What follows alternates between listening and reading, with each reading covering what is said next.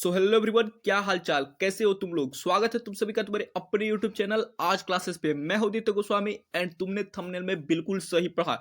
अब तक class 10th chemistry कुछ भी नहीं पढ़े तो आ जाओ बिल्कुल। आज इस महाप्रचंड बैच सीरीज के अंतर्गत चैप्टर 1 से लेकर चैप्टर 5 तक एक ही वीडियो के अंदर, बिल्कुल एक ही वीडियो के अंदर full theory, full question practice, जितने के जितने पीवाईक्यूज पूछे गए सारे के सारे ऑब्जेक्टिव, सब्जेक्टिव, थ्योरी सब कुछ डिस्कस करने वाले हैं। एंड तुम्हारा भाई गारंटी लेता है कि अब क्लास 10th केमिस्ट्री से एक भी क्वेश्चन नहीं छूटेगा। अगर तुमने केमिस्ट्री का बुक देखा तक नहीं है उसके बावजूद भी, क्योंकि आज सारा का सारा चैप्टर एक ही वीडियो के अंदर कंक्लूड करने वाले हैं। एंड आज का नारा होगा एक क्लास केमिस्ट्री खल्लास, एक क्लास केमिस्ट्री खल्लास। तो नाम ही है महाप्रचंड बैच। महाकाल की सौगंध आज भौकाल मचा के रखेंगे। तो वीडियो को एंड तक देखना तुम्हारे सपोर्ट की बहुत जरूरी है, क्योंकि आज वीडियो बहुत लंबा हो सकता है। तो अगर वीडियो बहुत लंबा होता है तो इसको दो पार्ट में बनाने की कोशिश करेंगे। पहले पार्ट में आज तीसरा चैप्टर यानी कि मेटल और नॉन मेटल यानी धातु और अधातु, चौथा chapter carbon and its compound यानी कि कार्बन और इसके यौगिक, और पांचवा चैप्टर एलिमेंट्स क्लासिफिकेशन, तत्वों का वर्गीकरण। ये तीन चैप्टर कंक्लूड करेंगे। एंड नेक्स्ट पार्ट में फर्स्ट चैप्टर रासायनिक अभिक्रिया और समीकरण और अम्ल भस्म और आपका लवण वाला चैप्टर कंक्लूड करने वाले हैं। तो चैनल को सब्सक्राइब कर देना अभी तक नहीं किया, ताकि तुम्हें दूसरा पार्ट भी मिल सके। एंड वीडियो को दबा के शेयर करना। जो भी कोई तुम्हारा केमिस्ट्री में उसको डर लगता है, आज ये डर समाप्त हो जाएगा, इस बात की गारंटी मेरी रही। तो वीडियो को दबा के शेयर करना। एंड जो हमारा टारगेट है 10 के सब्सक्राइबर्स का, उसे जल्दी से पूरा कर दो मेरे दोस्त। तो चलो शुरू करते हैं। तो आओ देखते हैं।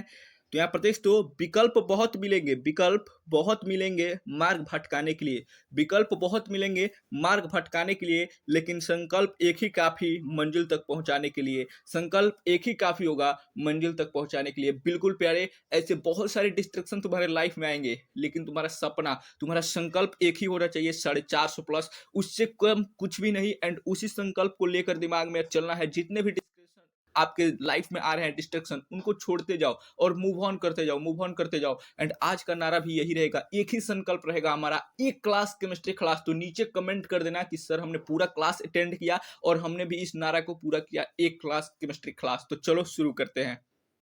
तो आओ प्यारे, सबसे पहले तीसरे चैप्टर को डिस्कस करते हैं, धातु और अधातु, मेटल और नॉन मेटल्स। एंड वो सारे टॉपिक आज हम क्लियर करने वाले हैं जो कि कई साल पीवाईक्यूज में आ चुके हैं एंड इस साल आने के बहुत ज्यादा चांसेस हैं। एंड एक भी ऑब्जेक्टिव एंड सब्जेक्टिव इससे बाहर नहीं आएगा, इस बात की गारंटी मेरी रही। तो यहाँ पर तो धातुओं के भौतिक गुणधर्म। एंड सबसे पहला 5 नंबर वाला क्वेश्चन यहीं से बनता है, धातु और अधातु के भौतिक गुणधर्म के आधार पर अंतर बताए। तो आइए समझते हैं। सबसे पहला अंतर है धात्विक चमक। धातु में एक विशेष प्रकार की चमक पाई जाती है। धातु अपने शुद्ध रूप में एक विशेष प्रकार की चमक प्रदान करते हैं, जिसे धात्विक चमक कहते हैं। जैसे कि आप सोना को देखते हैं, चांदी को देखते हैं, दुनिया की जितनी भी धातु होती है अपने शुद्ध रूप में चमकदार होती है। जैसे शुद्ध रूप में चमकदार होती है धातुओं का यह गुण देखते हैं धात्विक चमक कहलाता है। दूसरा गुण है आघात वर्ध्यता, मतलब कि इन्हें पीट पीट कर बहुत पतला चादर बनाया जा सकता है। यही कारण है कि चांदी को बहुत पीट पीट कर पतला चादर बनाकर और मिठाइयों पर फॉयल के रूप में इस्तेमाल किया जाता है। इसीलिए इजिली 200 रुपये में आपको 1 किलो मिठाई जो मिलते हैं उस पर चांदी की परत मिल जाती है, क्योंकि इन्हें पीट कर बहुत पतला चादर बनाया जा सकता है। और चांदी सबसे अधिक आघात वर्ध्य धातु होता है। तो तीसरे गुणधर्म की ओर चलते हैं यहाँ प्रदेश। तो तीसरा यहाँ पर है तन्यता। याद रखना, तन्यता, धातुओं खींचकर पतले तार के रूप में परिवर्तित किया जा सकता है, उनका यह गुण तन्यता कहलाता है। जैसे सोना सबसे अधिक तन्य धातु होता है, दुनिया का सबसे अधिक तन्य धातु सोना होता है और सबसे अधिक आघातवर्धक चांदी होता है। चौथा गुणधर्म है धात्विक ध्वनि। याद रखना, धातुओं में एक विशेष प्रकार की ध्वनि पाई जाती है, उनसे टकराने के बाद कोई भी वस्तु अगर टकराइएगा तो उससे एक विशेष प्रकार की ध्वनि निकलती है, जिसे धात्विक ध्वनि कहते हैं। एंड ये सिर्फ धातु में ही पाई जाती है। जैसे आप सोना में, लोहा में किसी भी चीज को लड़ाते हैं तो टन से एक आवाज आती है, लेकिन वैसा आवाज आपको अधातु में देखने को नहीं मिलता है। इसीलिए धातुओं में एक विशेष प्रकार की ध्वनि पाई जाती है, जिसे धात्विक ध्वनि कहते हैं। एंड पांचवा गुणधर्म यहाँ प्रदेश तो चलकता। चलकता यानी कि सुचलकता, धातुएं विद्युत एवं ऊष्मा की सुचालक होती हैं। क्यों होती है, ये भी क्वेश्चन कई बार ऑब्जेक्टिव में आ चुका है, तो याद रखना, क्योंकि धातुओं के पास फ्री इलेक्ट्रॉन्स पाए जाते हैं, मुक्त इलेक्ट्रॉन पाए जाते हैं, लेकिन अधातुओं के पास नहीं पाए जाते हैं। यही कारण है कि ये विद्युत एवं ऊष्मा के सुचालक होती हैं, अधातुएं नहीं होती हैं। उनका यह गुण सुचालकता कहलाता है। सिल्वर तथा कॉपर सबसे अच्छे सुचालक होते हैं। लेकिन पूछा जाए कि दुनिया का सबसे अच्छा सुचालक कौन है, विद्युत का सबसे अच्छा सुचालक कौन है, तो सिल्वर। याद रखना, यह भी आपके बिहार बोर्ड में 4 से 5 बार ऑब्जेक्टिव आ चुका है, तो एक सिंगल ऑब्जेक्टिव भी आपका नहीं छूटेगा, इस बात की गारंटी मेरी रही। तो आओ अगले चलते हैं यहाँ पर। देख तो धातुओं के भौतिक गुणधर्म, कौन से गुणधर्म हमने पढ़े, तो यहाँ पर आघात वर्ध्यता के बारे में हमने पढ़ा, धात्विक चमक के बारे में पढ़ा, सुचालकता के बारे में पढ़ा, ध्वनि के बारे में पढ़ा और तन्यता के बारे में पढ़ा। तो इसको उदाहरण से समझ लेते हैं। जैसे कि यहाँ पर देख तो जितने भी धातु हो गए, लोहा, सोना, चांदी, copper, zinc, sodium, magnesium, barium, potassium, manganese, platinum, ये सब क्या होंगे, तो ये सारे के सारे आपके धातु हैं एंड इन सब में ये गुण पाए जाएंगे। और एक विशेष गुण याद रखना, कौन ऐसा धातु है जो कमरे के ताप पर द्रव अवस्था में रहा जाता है। ये भी क्वेश्चन आपके बिहार बोर्ड में कई बार ऑब्जेक्टिव में पूछा गया है, तो याद रखना Hg यानी कि पारा। पारा दुनिया का एक ऐसा धातु है, मात्र एक ऐसा धातु है जो कि अपवाद है, जो कि कमरे के ताप पर द्रव अवस्था में पाया जाता है, मरकरी, जिसे Hg से डिनोट किया जाता है। एंड आगे चलो समझते हैं। एक भी ऑब्जेक्टिव नहीं छूटेगा तो नहीं छूटेगा, हमने बोल दिया है। यहाँ पर देख तो धातुओं के भौतिक गुणधर्म, यहाँ पर कुछ अपवाद लिखे गए हैं। जैसे मरकरी धातु कमरे के ताप पर द्रव अवस्था में पाया जाता है, अभी हमने आपको बताया। धातुएं सामान्यतः कठोर होती है, याद रखना धातुएं सामान्यतः कठोर होती हैं, लेकिन सोडियम पोटेशियम धातुएं मुलायम हैं, इन्हें आसानी से चाकू से काटा जा सकता है। ये भी क्वेश्चन पूछा गया है कि इन्हें आसानी से चाकू से काटा जा सकता है। तो सोडियम पोटेशियम को आसानी से चाकू से काटा जा सकता है क्योंकि ये मुलायम होती है। एंड किसे किरोसिन में डुबा कर रखा जाता है, तो याद रखना सोडियम को किरोसिन तेल में डुबा कर रखा जाता है, क्योंकि बहुत ज्यादा रिएक्टिव भी होते हैं दोनों, सोडियम एंड पोटेशियम। इन्हें चाकू से भी काटा जा सकता है। तीसरा यहाँ पर देख तो गैलियम एंड सीजियम का गलनांक बहुत कम होता है। गैलियम और सीजियम धातु का गलनांक बहुत कम होता है, जो हथेली पर रखने पर पिघलने लगती है। सिर्फ आप हथेली पर रख लेते हैं तो उतने में ही ये पिघलने लगती हैं। एंड चौथा, लेड तथा मरकरी ऊष्मा के कुचालक होते हैं, ये अपवाद है। लेड तथा मरकरी ऊष्मा के कुचालक होते हैं। And one of the most important, ये आपका पीपीटी है, इस सिर्फ 1 पेज से एक ऑब्जेक्टिव बिहार बोर्ड में आने वाला है, तो जल्दी से इसका स्क्रीनशॉट ले लो। एंड वीडियो अच्छा लग रहा होगा तो लाइक कर देना एंड दबा के शेयर करना मेरे दोस्त। भौकाल मचाना है, वीडियो में एंड तक जरूर बने रहना। अब अधातुओं के भौतिक गुण के बारे में समझते हैं। तो अधातुओं के भौतिक गुण सिर्फ जो धातु का आपने पढ़ा है उसको उल्टा कर देना है। सबसे पहला, अधातुएं सामान्यतः ठोस और गैसीय अवस्था में होती है एंड ठोस अवस्था में। अभी हमने पढ़ा धातु कठोर अवस्था में होती है, तो उसका अपोजिट यहाँ पे कर देना है। अधातु में चमक नहीं पाई जाती है, कोई भी धात्विक चमक नहीं पाई जाती है। धातुओं को पीटने पर ये चूर चूर हो जाते हैं या भंगुर हो जाते हैं। इनका यह गुण भंगुरता कहलाता है, मतलब फूट जाते हैं, बिखर जाते हैं। अधातुओं में तन्यता नहीं पाई जाती है, इन्हें खींचकर आप लंबा तार नहीं बना सकते हैं। अधातुएं विद्युत एवं ऊष्मा की कुचालक होती हैं, लेकिन कुछ अपवाद यहाँ पर भी है। जैसे कि ग्रेफाइट के बारे में हमने आपको बताया। ग्रेफाइट क्या होता है, तो विद्युत का सुचालक होता है, याद रखना विद्युत का सुचालक होता है, ये अपवाद है। एंड यहाँ पर देख तो कुछ अधातुओं के नाम दिए गए हैं, जैसे कि ऑक्सीजन, हाइड्रोजन, नाइट्रोजन, सल्फर, जितने भी गैसेज आपको दिखेंगे वो सारे के सारे अधातु हैं, याद रखना। अब अधातुओं के जो गुण धर्म है, भौतिक गुण, उनके अपवाद है, तो याद रखना ब्रोमीन धातु जो है अधातु, वो द्रव अवस्था में पाया जाता है। जैसे धातुओं में पारा है, मरकरी है, वैसे अधातुओं में ब्रोमीन अधातु है जो कि द्रव अवस्था में पाया जाता है। आयोडीन एक चमकीला धातु, याद रखना आयोडीन अपवाद है जिसमें धात्विक चमक पाई जाती है, ये एक चमकीला धातु होता है। कार्बन का अपरूप हीरा कठोर तथा ऊष्मा का सुचालक होता है, तथा ग्रेफाइट विद्युत का सुचालक होता है। एंड यहाँ से भी एक ऑब्जेक्टिव आपका आने वाला है पक्का इस पेज से, तो स्क्रीनशॉट लेके रख लेना। एंड पीडीएफ चाहते हो, नोट्स चाहते हो, तो हमारे टेलीग्राम चैनल पर विजिट कर सकते हो, उसका लिंक नीचे डिस्क्रिप्शन में है आज क्लासेस से। चलो नेक्स्ट पीडीएफ पे चलते हैं। एंड यहाँ पर देख तो धातुओं के रासायनिक गुणधर्म, एंड यहाँ से भी 5 नंबर वाला क्वेश्चन आपके बोर्ड एग्जाम में कई बार आ चुका है कि धातु और अधातु में अंतर बताए रासायनिक गुणधर्म के आधार पर। तो आओ एक एक करके समझते हैं।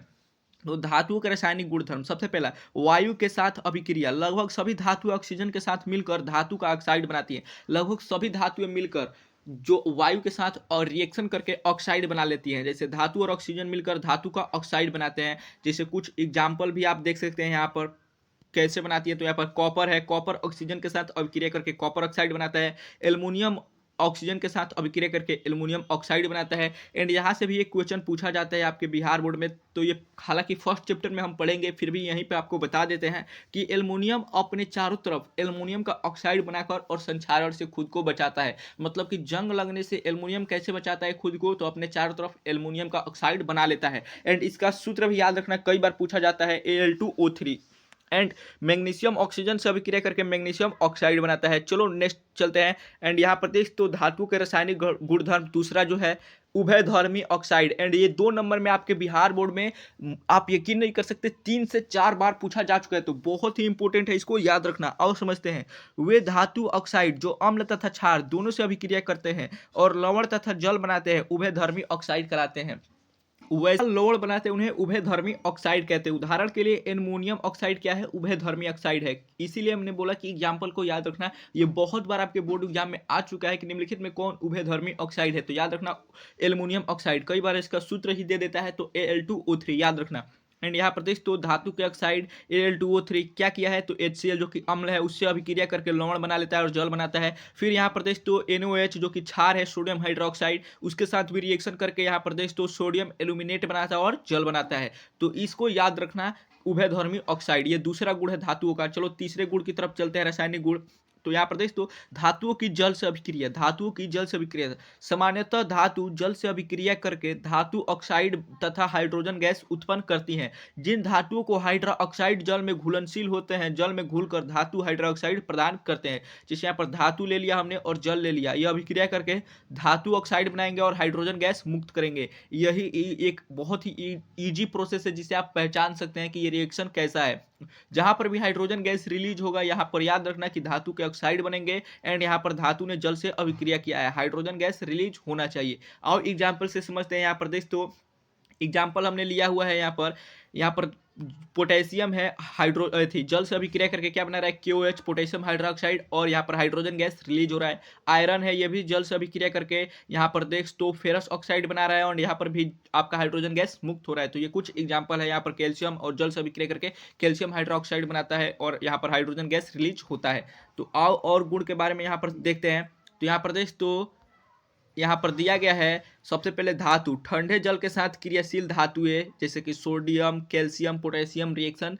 एंड यहाँ पर तो केवल भाप के साथ अभिक्रियाशील धातु है जो कि सिर्फ भाप से अभिक्रिया करती हैं। एल्युमिनियम है, आयरन है, जिंक है।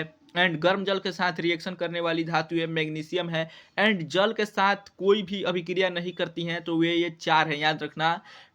यहाँ पर Pb मतलब लेड, Cu मतलब कॉपर, Au मतलब गोल्ड, Ag मतलब सिल्वर। ये चार धातुएं बहुत ही लेस रिएक्टिव होती हैं, इसलिए सिर्फ जल से भी रिएक्शन नहीं करती हैं। एंड ये बहुत ही फास्ट रिएक्टिव होती हैं, सोडियम, कैल्शियम, पोटेशियम, इसलिए ठंडा जल से भी रिएक्शन कर लेता है बहुत ही ईजिली।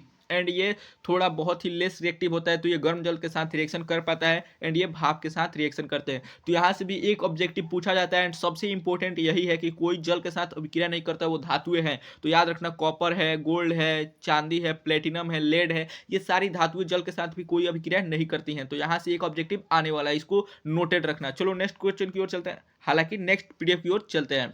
धातु के रासायनिक गुणधर्म आगे देखते हैं। कैल्शियम तथा मैग्नीशियम जल के साथ अभिक्रिया करने पर तैरने लगते हैं क्योंकि हाइड्रोजन गैस के बुलबुले धातु के साथ चिपक जाते हैं। हाइड्रोजन गैस के बुलबुले धातु के साथ चिपक जाते हैं, इसलिए वो तैरने लगते हैं।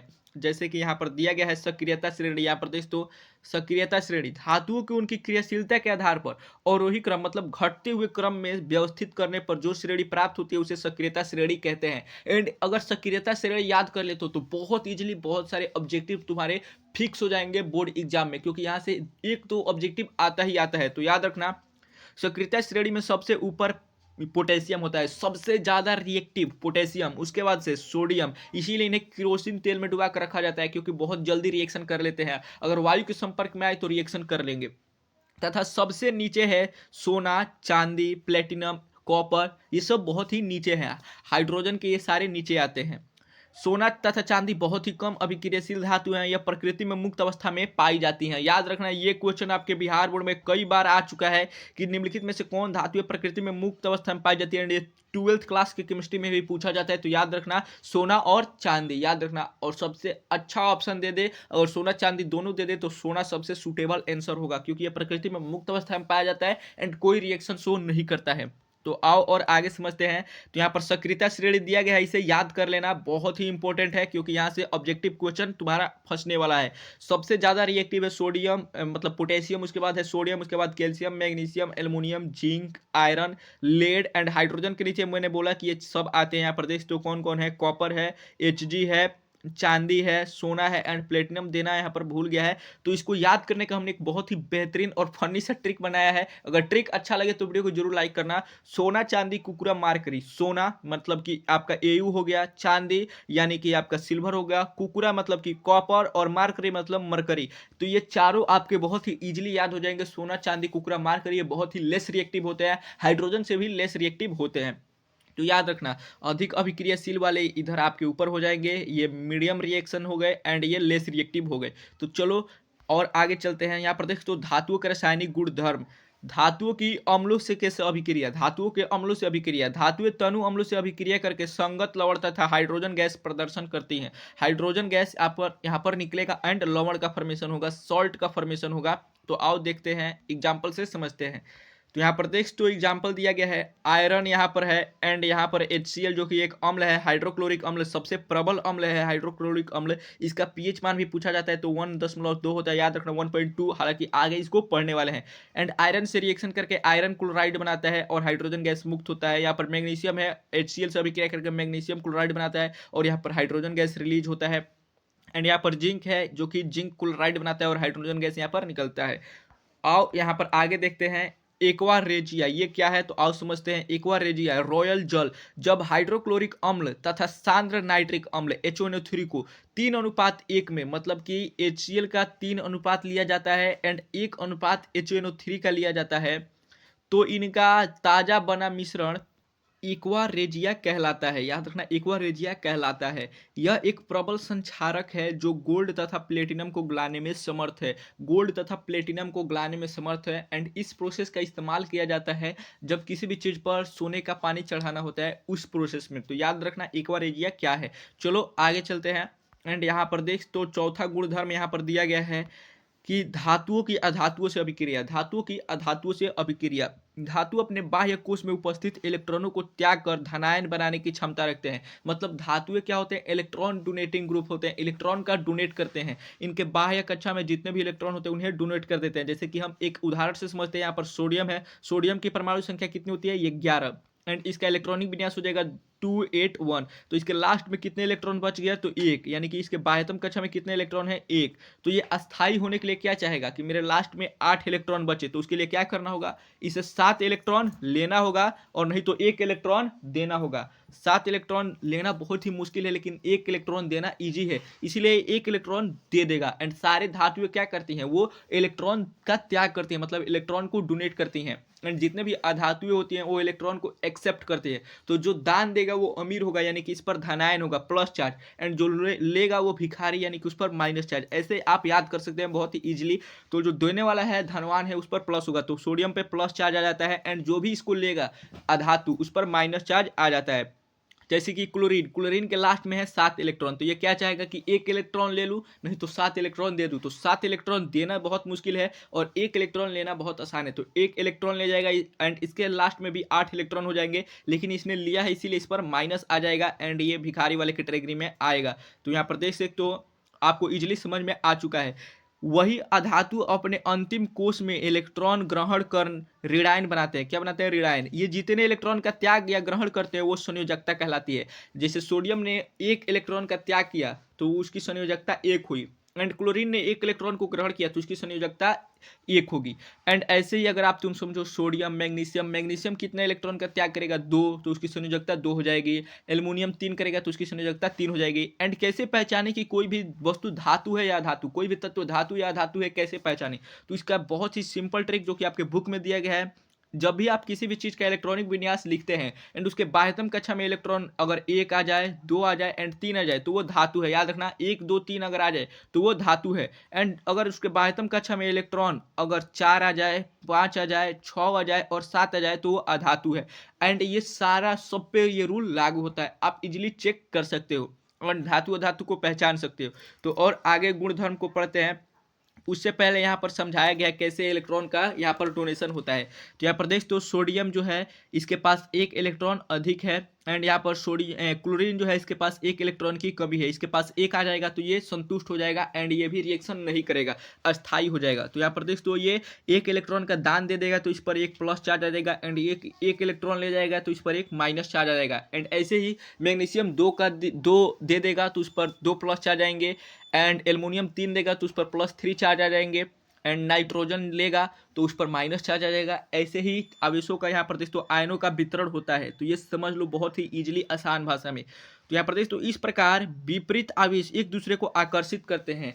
इस प्रकार विपरीत आवेश एक दूसरे को आकर्षित करते हैं। धातु एवं अधातु एक मजबूत बंध द्वारा आयनिक बंध आपस में बंध कर यौगिक बनाते हैं, आयनिक यौगिक बनाते हैं। याद रखना, माइनस एंड प्लस एक दूसरे को आकर्षित करते हैं, यह नियम कूलम ने दिया था। तो उसके अनुसार ये दोनों, माइनस यहाँ पर प्लस है एंड यहाँ पर माइनस है, तो दोनों को एक दूसरे को आकर्षित करेगा एंड बहुत ही स्ट्रॉन्ग बॉन्ड बनाते हैं। उस बॉन्ड का नाम है आयनिक बॉन्ड। याद रखना, 4 प्रकार के बॉन्ड होते हैं, हालांकि वो हम पढ़ेंगे चौथे चैप्टर में आपका कार्बन एंड इट्स कंपाउंड में। तो 4 प्रकार के बॉन्ड होते हैं, उनमें से सबसे मजबूत बॉन्ड होता है आयनिक बॉन्ड, जिसमें आयनों के बीच में बंध बनते हैं, उसे आयनिक बॉन्ड कहते हैं। तो यहाँ पर धातु और अधातु के बीच में कैसा बॉन्ड बनता है? Ionic bond. ये भी ऑब्जेक्टिव में पूछा जाता है, तो याद रखना। आयनिक यौगिकों के गुण धर्म के बारे में पढ़ लेते हैं। तो यहाँ प्रदेश, तो धन तथा ऋण आवेशों के बीच मजबूत आकर्षण बल होने के कारण आयनिक यौगिक ठोस तथा मजबूत होते हैं। धन तथा ऋण आवेशों के बीच बहुत ही मजबूत यहाँ पर अट्रैक्शन फोर्स काम करता है, इसीलिए आयनिक यौगिक मजबूत बंध बनाते हैं। यह सामान्यतः भंगुर होते हैं तथा दबाव डालने पर टूट जाते हैं। ये सामान्यतः कैसे होते हैं? भंगुर होते हैं, जब प्रेशर डाला जाता है तो ये टूट जाते हैं। आयनिक यौगिकों का गलनांक तथा क्वथनांक बहुत ही अधिक होता है, क्योंकि इनसे अणुओं के बीच आकर्षण बल अधिक होता है।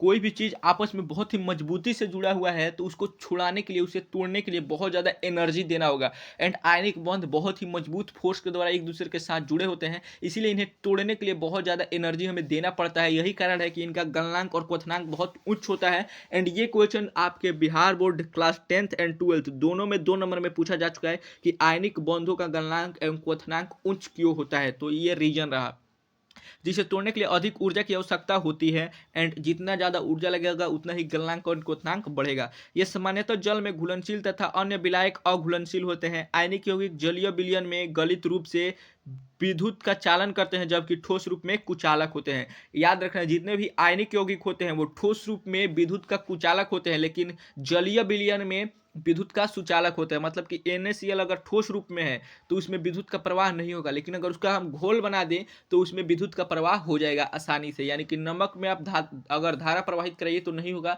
लेकिन उसका घोल बना के कराइए तो उसमें विद्युत धारा का प्रवाह होगा। तो और इसके हम आयनिक यौगिकों के गुणधर्म को समझते हैं। यहाँ पर देख, तो यथ दलेपन, लोहे तथा इस्पात को जंग से बचाने के लिए उन पर जिंक की पतली परत चढ़ाई जाती है। इस प्रक्रिया को यशद लेपन कहते हैं। क्या कहते हैं? यशद लेपन कहते हैं। या फिर एक और प्रोसेस है, मिश्र धातु बना दो। 2 या 2 से अधिक धातु एवं अधातु के समांगी मिश्रण को मिश्र धातु कहा जाता है। याद रखना, ये बहुत ही इंपॉर्टेंट है। 2 या 2 से अधिक धातु या अधातु एवं अधातु के समांगी मिश्रण को, समांगी मिश्रण मतलब होमोजीनस मिक्सचर, जिसमें बराबर मात्रा हो, मिश्रण को मिश्र धातु कहा जाता है। जैसे मिश्र धातु के कुछ उदाहरण पूछ दे तो जैसे आपका हो जाएगा पीतल, जैसे इस्पात, लोहा निकिल क्रोमियम से मिलकर बना होता है। एंड ये आपके बिहार बोर्ड में कई बार पूछा जा चुका है कि लोहा निकिल क्रोमियम से मिलकर बना होता है इस्पात। ये ऑब्जेक्टिव में कई बार आ चुका है। याद रखना, पीतल, पीतल किससे मिलकर बना होता है? Copper and zinc, copper and zinc से। कांसा किससे बना होता है? याद रखना, कांसा किससे बना होता है? कॉपर एंड टिन से। सोल्डर लेड एंड टिन से। याद रखना, लेड एंड टिन से।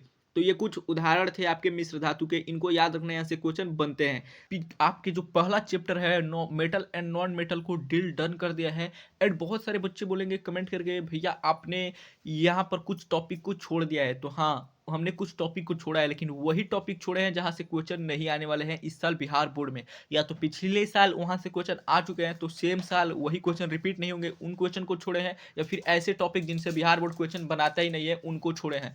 तो टेंशन वाली कोई बात नहीं है। एंड अगर लगता है तुम्हें कि नहीं हमें वो भी टॉपिक चाहिए तो नीचे कमेंट कर देना। अगला जो पार्ट 2 आएगा उसमें हमने और सारे PDF बना के कंक्लूड कर देंगे उसी के साथ। तो चलो अब चौथे चैप्टर, जो कि one of the most important chapter है आपके बिहार बोर्ड केमिस्ट्री का, तो आओ देखते हैं। तो यहाँ पर सबसे पहले परिचय ले लेते हैं कि कार्बन के बारे में कुछ जान लेते हैं क्या है। तो आओ देखते हैं। कार्बन एक तत्व है, इसे अधातु की श्रेणी में कार्बन का परमाणु क्रमांक 6 है। याद रखना, कार्बन एक तत्व है, ये अधातु है, इसका परमाणु संख्या कितना होता है? तो 6 होता है, तथा परमाणु भार 12 होता है। याद रखना, परमाणु भार 12 होता है। जगह आप यहाँ पर देखते होंगे कि यहाँ पर 14 भी होता है इसका परमाणु भार है। तो क्यों ऐसा होता है? क्योंकि कार्बन एक समस्थानिक तत्व होता है जो कि एक से अधिक इसकी परमाणु संख्या एंड परमाणु भार प्रदर्शित करता है। तो एग्जिस्टेंस देखा जाता है कि कौन सा तत्व, इसके 3-4 रूप पाए जाते हैं, कौन सा सबसे ज़्यादा पाया जाता है भू प्रपटी पर, उसी के आधार पर इसको लिखा जाता है। तो सबसे कॉमन इसका परमाणु भार जो है वो 12 लिया जाता है। याद रखना, कार्बन सभी स्थानों पर पाए जाने वाला तत्व है। यह भू प्रपटी में 0.02%, वायुमंडल में कार्बन डाइऑक्साइड CO2 के रूप में 0.03% पाया जाता है। सभी जीव जंतु एवं पादप का शरीर कार्बन के यौगिकों से बना है, कार्बनिक यौगिकों से ही बना है, इसीलिए हमने एक अलग ब्रांच ही बना दिया है केमिस्ट्री का, ऑर्गेनिक केमिस्ट्री। कार्बन के पास कुल 6 इलेक्ट्रॉन होते हैं। कितने होते हैं? 6, याद रखना है। इसका इलेक्ट्रॉनिक विन्यास होता है 2 4, 1s2, 2p, 2s2 and 2p2। तो यहाँ पर देख, तो हमने इसका इलेक्ट्रॉन को वितरण भी किया है। तो यहाँ पर देख, तो सबसे पहले ऑर्बिट में आपको कितने इलेक्ट्रॉन दिख रहे हैं? तो 2। एंड उसके बाद वाले ऑर्बिट में 4 दिख रहे हैं। इस कार्बन की संयोजकता कितनी होती है? 4 होती है। अभी हमने पीछे समझ के आया संयोजकता किसे कहते हैं। तो जितना इलेक्ट्रॉन आप ग्रहण कर रहे हैं या फिर डोनेट कर रहे हैं, उसे संयोजकता ज्ञात किया जाता है। तो कार्बन एक क्या है? अधातु है, इसीलिए 4 इलेक्ट्रॉन लेगा, यानी कि एक्सेप्ट करेगा, इसीलिए इसकी संयोजकता 4 होगी। आओ आगे इसके और बारे में पढ़ते हैं। तो यहाँ पर देख, तो कार्बन द्वारा यौगिक, तो यहाँ पर समझते हैं इसके बारे में भी। तो यहाँ पर देख, तो कार्बन की संयोजकता 4 होती है। कार्बन 4 इलेक्ट्रॉन त्याग कर C4+ धनायन नहीं बना सकता। क्यों नहीं बना सकता? क्योंकि ये अधातु है भाई साहब। और ना ही 4 इलेक्ट्रॉन प्राप्त कर C4- ऋणायन बना सकता है, और ना ही 4 इलेक्ट्रॉन ग्रहण कर सकता है, क्योंकि कोई ऐसा धातु ही नहीं है जिसके बाह्यतम कक्षा में 4 इलेक्ट्रॉन हो, जो कि इसको दे के और 4 इलेक्ट्रॉन पूरा करके इसका अष्टक पूरा कर दे। नहीं हो सकता, क्योंकि अभी हमने आपको बताया कि धातु के लास्ट में अधिकतम कितने इलेक्ट्रॉन हो सकते? बाह्यतम कक्षा में 3 ही इलेक्ट्रॉन हो सकते हैं, लेकिन कार्बन को अपना अष्टक पूरा करने के लिए चाहिए 4। तो ऐसा हो ही नहीं सकता। एंड अधातु अधातु अपने बीच में बंध बना ही नहीं सकते, तो कोई 4 इलेक्ट्रॉन इसको देगा ही नहीं। तो ये क्या करेगा? तो यहाँ पर इलेक्ट्रॉन का साझा होता है। अभी हमने पढ़ा था एक बॉन्ड का प्रकार, जिसे हमने बोला आयनिक बॉन्ड, जिसमें क्या होता है? आयनों के बीच बॉन्ड बनता है। लेकिन अब पढ़ेंगे कोवैलेंट बॉन्ड, यानी कि सहसंयोजक बॉन्ड। इसमें क्या होगा? तो इलेक्ट्रॉन का ट्रांसफर होता है, मतलब कि साझा होता है, शेयरिंग ऑफ इलेक्ट्रॉन से बनते हैं। क्योंकि प्रत्येक तत्व अपने अंतिम कोश में पूर्ण इलेक्ट्रॉन ग्रहण कर निकटतम अक्रिय गैस का इलेक्ट्रॉनिक विन्यास प्राप्त करना चाहता है। हर एक तत्व, जितना भी तत्व है, सब क्या चाहता है? कि हमारे बाह्यतम कक्षा में 8 इलेक्ट्रॉन आ जाए, या फिर अगर हमारे बाह्यतम कक्षा में अक्रिय गैस में जितने इलेक्ट्रॉन होते हैं उतना आ जाए। जैसे कि हाइड्रोजन चाहेगा कि हमारे बाह्यतम कक्षा में 2 इलेक्ट्रॉन आ जाए। क्यों? क्योंकि वो हीलियम उसके पास थे, उस हीलियम के बाह्यतम कक्षा में कितने इलेक्ट्रॉन होते हैं? 2। एंड वो एक अक्रिय गैस है, तो उसकी तरफ बनना चाहेगा। तो कार्बन भी चाहेगा कि मेरे लास्ट में 8 इलेक्ट्रॉन आ जाए, लेकिन धातु 3 ही दे सकता है मैक्सिमम, और उसके पास है 4। तो 4 3 7 ही होंगे, तो ऐसे बंध बनेगा ही नहीं। इसीलिए यहाँ पर कैसा बंध बनता है? सहसंयोजक बंध। यहाँ पर इलेक्ट्रॉन का साझा होता है। इसको और डिटेल में समझते हैं। एंड तुम्हें एक्सप्लेनेशन अच्छा लग रहा होगा कि एक वैल्यूएबल टीचर तुम्हें पढ़ा रहा है, तुम्हारा भाई पढ़ा रहा है। तो वीडियो को लाइक करना प्यारे, एंड हमारा जो टारगेट है उसे पूरा करने में मदद करना। आओ देखते हैं। कार्बन के परमाणु का आकार छोटा होता है, इसीलिए 4 इलेक्ट्रॉन धारण करना कार्बन के लिए अत्यंत कठिन है, बहुत ही मुश्किल है, तथा 4 इलेक्ट्रॉन त्यागने के लिए अत्यधिक ऊर्जा की आवश्यकता होती है। इसीलिए कार्बन अन्य तत्वों के साथ इलेक्ट्रॉनिक की साझेदारी की कर सहसंयोजिक अबंध बनाता है। यह हमने ऑलरेडी समझा दिया है कि इलेक्ट्रॉन का साझा करके उसके बाद ये 4 बॉन्ड बनाता है। आओ यहाँ पर आगे देखते हैं सहसंयोजी अबंध। अब इसके बारे में समझते हैं। तो आओ देखते हैं। तत्वों के परमाणु के मध्य इलेक्ट्रॉन युग्मों की परस्पर साझेदारी द्वारा जो बंध निर्माण होता है उसे सहसंयोजी बंध कहते हैं। मतलब इलेक्ट्रॉनों के साझा के द्वारा जो बंध बनता है उसे हम सहसंयोजी बंध कहते हैं। इसे हम उदाहरण से और अच्छे से समझेंगे। तो आओ समझते हैं। क्लोरीन अणु की बनना, Cl2 का बनना। क्लोरीन अणु का इलेक्ट्रॉनिक विन्यास 2 8 7 होता है, यानी कि इसके बाह्यतम कक्षा में कितने इलेक्ट्रॉन है? 7। और इसको चाहिए कितना? एक और चाहिए। इसके बाह्य कोश करने के लिए 1 इलेक्ट्रॉन की आवश्यकता होती है। मतलब कि इसके बाह्य कोश में अगर यह अक्रिय गैस की तरह बनना चाहता है, आर्गन की तरह, तो 1 इलेक्ट्रॉन की जरूरत है। जब 2 क्लोरीन अणु परस्पर संयोग करते हैं तो उनके मध्य एक साझे का इलेक्ट्रॉन युग्म बन जाता है, जो परमाणुओं के बाह्य कोश में 8 इलेक्ट्रॉन हो जाता है। एंड दोनों एक एक इलेक्ट्रॉन का साझा करके दोनों का 8 इलेक्ट्रॉन पूरा हो जाता है। इसको जब फिगर से समझेंगे तो और अच्छे से समझ में आएगा। तो पहले थ्योरी पढ़ लेते हैं, फिर फिगर से समझते हैं। और वह अक्रिय गैस के स्थानों का संरचना प्राप्त कर लेते हैं। इस प्रकार 2 क्लोरीन परमाणु के मध्य सहसंयोजी अबंध बनते हैं। कैसे बनते हैं? तो यहाँ पर अब फिगर से हम और अच्छे से समझते हैं एंड आपको समझाते हैं। यहाँ पर देख, 2 क्लोरीन, 2 बंध ऊपर है, 2 इधर है, 2 इधर है, एंड एक यहाँ पर है। 2 इधर है, 2 इधर है, 2 इधर है, एंड एक यहाँ पर है। एंड ये क्या चाहेगा? कि हम इलेक्ट्रॉन का एक एक साझा कर ले। जो इसके पास 1 इलेक्ट्रॉन है ये बोलेगा मैं तुमको दे देता हूँ, एंड जो एक तुम्हारे पास है वो तुम मुझको दे दो। एंड दोनों में से किसी ने किसी को दिया नहीं है, सिर्फ बोल रहे हैं ऐसा। क्या करेगा? 1 इलेक्ट्रॉन ये अपना इधर से दे देगा, एंड 1 इलेक्ट्रॉन अपना इधर से दे देगा, एंड दोनों इस पर अपना हक जमा लेंगे। एंड दोनों को गिनो, अब काउंट करो। यहाँ पर 6 पहले से थे, 2 ये हो गया 8। एंड यहाँ पर भी देखो, 6 पहले से थे इधर, एंड 2 ये हो गया 8। लेकिन किसी ने किसी को इलेक्ट्रॉन दिया नहीं है, सिर्फ साझा हुआ है यहाँ पर। एंड यहाँ पर क्लोरीन का फॉर्मेशन हो जाता है। इसे ही कहते हैं सहसंयोजी अबंध, याद रखना। तो और ठीक से और समझते हैं इसके बारे में। इसे CO2 का बिंदु संरचना सूत्र भी कहते हैं, CO2 का बिंदु संरचना सूत्र भी कहते हैं। तो आओ देखते हैं, जब दो परमाणुओं के मध्य एक से अधिक इलेक्ट्रॉन युग्मों का साझा होता है तो उसे बहुअबंध कहते हैं। जब एक इलेक्ट्रॉन से अधिक का साझा हो तो उसे बहुअबंध कहते हैं। जैसे उदाहरण के लिए CO2 का बनना, CO2 के बनने के लिए यहाँ पर देखते हैं कार्बन का जो इलेक्ट्रॉनिक विन्यास होता है उसके बाह्यतम कक्षा में 4 इलेक्ट्रॉन है, मतलब इसको 4 इलेक्ट्रॉन चाहिए भाई साहब। एंड इसके पास देखते हैं ऑक्सीजन के पास बाह्यतम कक्षा में 6 इलेक्ट्रॉन है, यानी कि इसको 2 इलेक्ट्रॉन चाहिए एंड यह अकेले गैस बन जाएगा नियॉन की तरह। तो आओ समझते हैं। तो यहाँ पर देख तो अपना कार्बन जो है 1 है एंड ऑक्सीजन 2 है। तो कार्बन यहाँ पर देख तो कार्बन के पास बाह्यतम कक्षा में कितने इलेक्ट्रॉन है 4, एंड यही इलेक्ट्रॉन भाग लेते हैं बंध बनाने में। याद रखना सिर्फ बाह्यतम कक्षा के जो बाह्य कोश में इलेक्ट्रॉन उपस्थित हैं वही भाग लेते हैं बंध बनाने के लिए। तो यहाँ पर 2 एंड 2 4, यहाँ पर हो गया इसके 4। एंड ऑक्सीजन का यहाँ पर देख तो 2 2 4 एंड 2 6, 2 2 4 2 6। एंड यहाँ पर देख तो ऑक्सीजन क्या करेगा, बोलेगा कि तुम 2 मेरा इलेक्ट्रॉन ले लो एंड तुम अपना 2 दे दो। तो यहाँ पर देख तो ऑक्सीजन का 8 पूरा हो गया। एंड यहाँ पर कार्बन बोलेगा कि तुम 2 अपना दे दे और तुम इधर से 2 अपना दे दो, एंड इसका भी 8 पूरा हो गया। एंड ये वाला ऑक्सीजन बोलेगा कि तुम 2 दो और मैंने 2 दिया है, एंड इसका भी 8 पूरा हो गया। तो यहाँ पर देख सकते हो एक से अधिक इलेक्ट्रॉन का साझा होकर उसके बाद से बना है, इसीलिए इसको बहुअबंध कहते हैं। इसके बारे में और डिटेल में हम पढ़ेंगे कि कितने प्रकार के बंध बनेंगे। नोट, परमाणुओं के बीच 2 इलेक्ट्रॉन युग्मों की साझेदारी से बनने वाले बंध को द्विया बंध कहते हैं। जहां पर 2 इलेक्ट्रॉनों का साझा उसे द्विया बंध कहते हैं, जहां पर 3 इलेक्ट्रॉनों का साझा उसे त्रिया बंध कहते हैं। जैसे यहाँ पर 2 इलेक्ट्रॉनों का साझा हुआ इसीलिए इसको द्विया बंध कहते हैं। आओ आगे देखते हैं।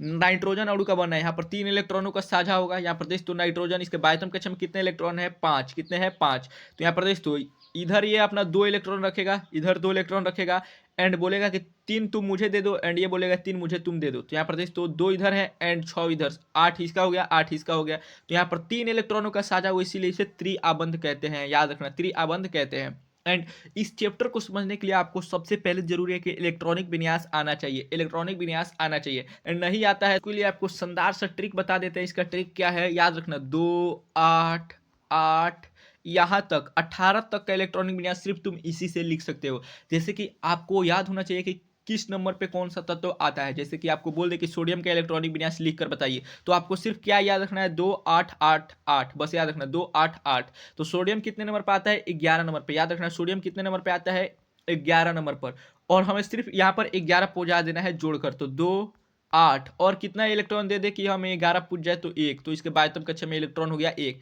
जैसे क्लोरीन का लिखना हो तो क्लोरीन होता है 17 नंबर पर, कितने नंबर पर 17, हमें याद रखना है 2 8 8, 2 हो गया 8 हो गया, और कितने इलेक्ट्रॉन दे दे कि 17 पूरा हो जाए 7। तो यहाँ पर देख तो इसके बाह्यतम कक्षा में 7 इलेक्ट्रॉन हो गए।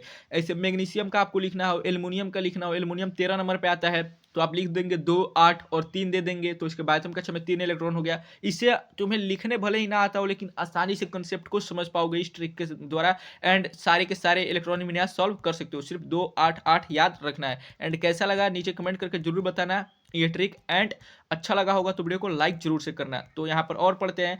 नाइट्रोजन के दोनों परमाणु 3 इलेक्ट्रॉनों का साझा करके अकीय गैस स्थानों का संरचना प्राप्त करते हैं, इसीलिए इसे त्रिआबंध कहते हैं। अब पढ़ेंगे कार्बन के अपरूप। कार्बन के अपरूप, किसी तत्व के 2 या 2 से अधिक मुक्त रूपों में पाया जाना अपरूपता कहलाता है। किसी भी तत्व का 2 या 2 से अधिक रूपों में पाया जाना अपरूपता कहलाता है। जैसे कि कार्बन 1 से अधिक रूपों में पाया जाते हैं, उसके बारे में अभी पढ़ेंगे, जैसे ग्रेफाइट के रूप में, हीरा के रूप में, फुलेरीन के रूप में।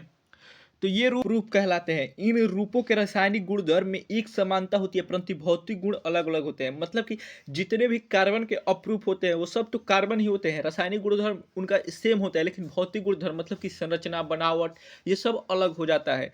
जैसे कि हीरा एवं ग्रेफाइट प्रकृति में पाए जाने वाले कार्बन के 2 प्रमुख अपरूप हैं। एंड हायर क्लास में जाइएगा तो आप पढ़िए फुलेरीन भी होता है जो 64 कार्बन वाला चेन होता है। इसमें कितने कार्बन होता है 64 कार्बन वाला चेन होता है। तो आओ और आगे डिस्कस करते हैं, हीरा के बारे में पढ़ते हैं। तो आओ देखते हैं। यहाँ पर तो हीरा कठोर एवं पारदर्शी पदार्थ होता है। कैसा होता है, कठोर होता है, और सबसे ज्यादा कठोर पदार्थ प्रकृति में पाया जाने वाला हीरा भी है। याद रखना है, ये भी क्वेश्चन आपके बोर्ड एग्जाम में पूछा जा चुका है। एंड पारदर्शी पदार्थ होता है, यह चमकदार होता है। हीरे में कार्बन परमाणु 4 अन्य परमाणुओं से जुड़कर एक त्रिविमीय दृढ़ संरचना बनाते हैं। एंड यह विद्युत का कुचालक होता है। याद रखना, विद्युत का कुचालक होता है। इसका उपयोग आभूषण बनाने में तथा कांच के काटने में किया जाता है। कहाँ किया जाता है हीरा का इस्तेमाल, तो आभूषण बनाने में एंड शीशे को काटने के लिए। याद रखना। आओ ग्रेफाइट के बारे में समझते हैं एंड पढ़ते हैं। तो यहाँ प्रदेश तो ग्रेफाइट, यह भंगुर प्रकृति का पदार्थ है, मतलब कि इनको पीटने पर ये टूट कर बिखर जाएंगे।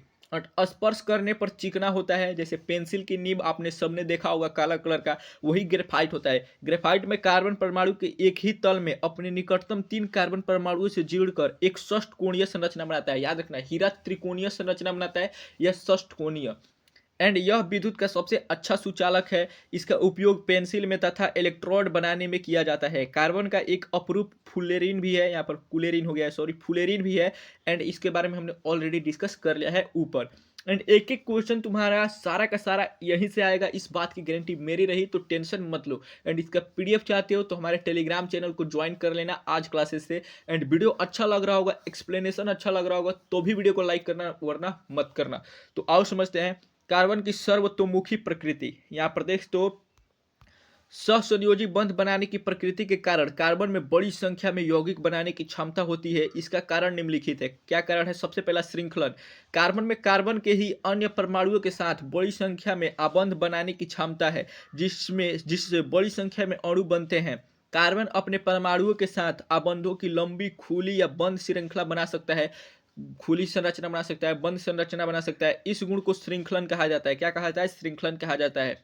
एंड आगे देखते हैं चतुसंयोजकता, मतलब कि कार्बन की 4 संयोजकता के बारे में समझते हैं। कार्बन की संयोजकता 4 होती है, यह चतुसंयोजक है। इसके बाहरी कोश में 4 इलेक्ट्रॉन होते हैं, इसीलिए इसे चतुसंयोजक कहते हैं। यह अपना कोश पूरा करने के लिए ऑक्सीजन, हाइड्रोजन, नाइट्रोजन, क्लोरीन के साथ सहसंयोजी बंध बनाता है। ये भी हम आगे एक्सपेरिमेंट में जब रिएक्शन करेंगे तो वहाँ पर समझेंगे। ऑक्सीजन के साथ रिएक्शन करेगा, हाइड्रोजन के साथ, जैसे कि CH4 आपने पढ़ा होगा, मीथेन, CH4 रिएक्शन करके अपना ये 4 बंध पूरा कर लेता है सहसंयोजन बंध बना के। यहाँ पर क्या करेगा? तो हाइड्रोजन के पास 1 इलेक्ट्रॉन होता है, कार्बन के पास अपना 4 इलेक्ट्रॉन, एक एक इलेक्ट्रॉन हाइड्रोजन चारों तरफ से साझा करेगा और ये अपना 4 इलेक्ट्रॉन साझा करेगा।